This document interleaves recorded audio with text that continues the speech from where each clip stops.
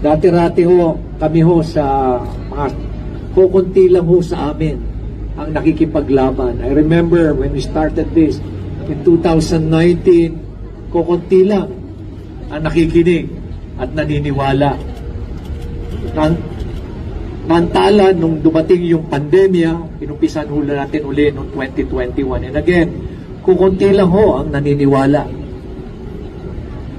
Sabi nga ho nung isang kaibigan ko, Senator, you know, Benji, the fight against corruption, when you look behind me, nobody is out there. Or when you look behind you, nobody is out there fighting with you. And true enough, we were subjected to massive character demolition and assassination. Kami pa ang pinalabas na kami yung corrupt, and cases were filed against us. And surprisingly, it was even used against us during this election. Only to find out, nalaman ko pala na February pa lang, na-dismiss na yung kaso, pero July nilabas, na-dismiss na pala yung mga kaso. Ganyan katindi ang impluensya nitong mga corrupt na politiko na to. No? Na kaya nilang sirain kung kakalabanin mo sila, pero hindi ho dapat tayo pumayag. No? Sobra na. Wala nang katapusan yung kanilang kasakiman. Kaya naman, ako'y natutuwa because this is an effort, this effort for good governance at sa effort nato laban sa corruption, we're doing this for our young generation. At ako'y natutuwa dahil nakikita ko ngayon, ang mga kabataan ngayon ay gumagalaw.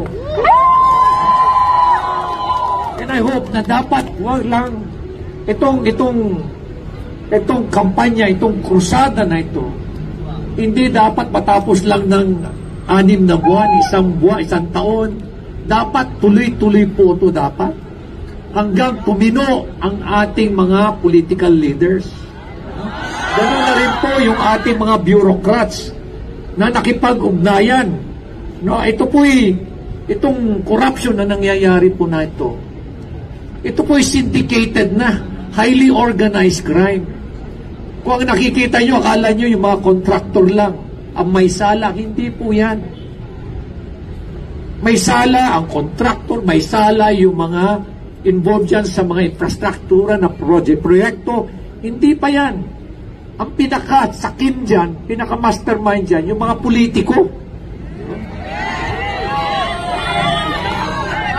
Kaya hindi ho dapat tayo huminto. Dahil ito'y laban ho natin para sa kabataan, laban din ho natin to para sa ating bayan. Kaya dito sa Baguio, pinapayagan ko po ang social activism. Because this is the only way we will be able to change the world. Sabi ko nga it does not take one to have a title, to have a position, to have influence, to have fame, to have money.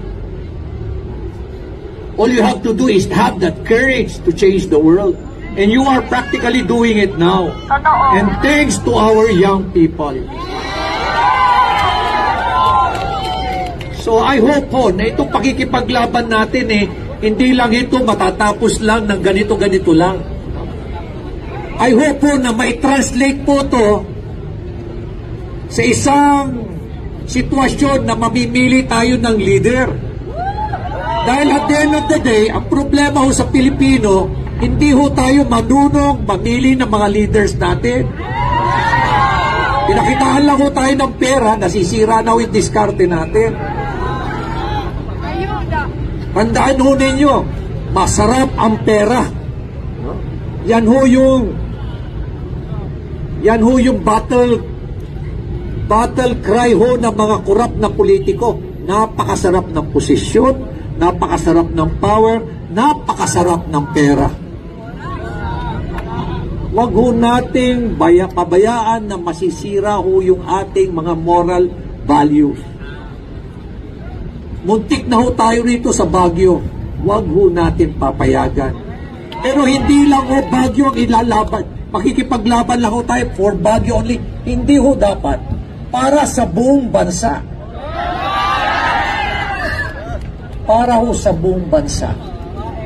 So sa inyo pong lahat, sa ating mga kabataan, maraming salamat po sa inyong lahat, sa ating pong mga elders, at sa ating pong mga kababayan sa siyudad ng Baguio at sa mga bisita natin. Maraming salamat sa pagdalo nyo rito. Let us keep on fighting. Let us keep the fire burning. God bless you all.